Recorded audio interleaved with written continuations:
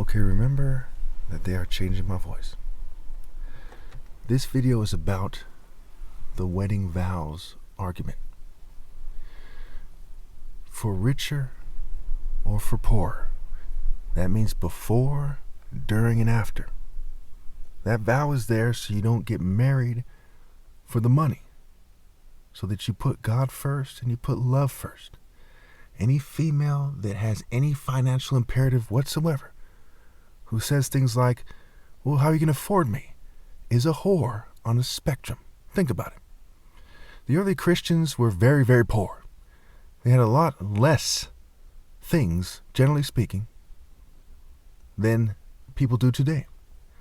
They had less things than people on welfare do today. They lived more like a homeless person. Now, Paul isn't the authority on marriage, I am.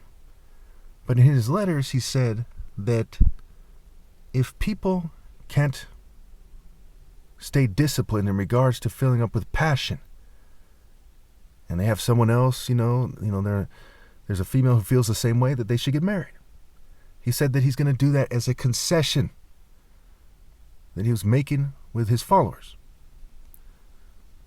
According to the story on behalf of God, what have you.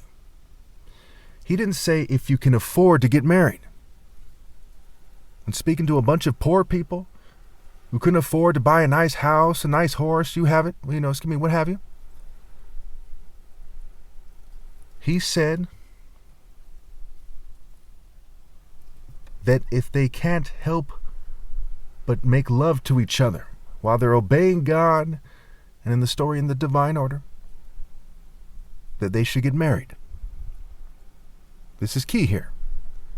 Again, he didn't say only if you can afford to give her a good life. That's the devil's argument. You can't serve God and money, is what Christ said in the book of Matthew. The devil's argument is you can't serve your wife unless she's a devil who puts money first if you don't get blood money. That's the devil's argument. So again, the wedding vow argument. Does it make sense to you that someone should start off with lots of money and then at some point he becomes poor and she says, don't worry, honey, I'm going to stay with you anyway? And that's the only thing they mean by it? No, of course not. If you start off poor and you're going to be poor your whole life and your plans don't work out or whatever, that should be okay too. Because at any point, before, during, or after, so to speak, for richer or poorer,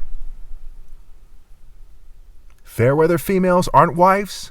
They are pathetic sluts that God hates. If you fit the description, don't start trying to defend your despicable angle, your despicable philosophy. Repent, make amends, atone, scramble to obey God through me. Thank you.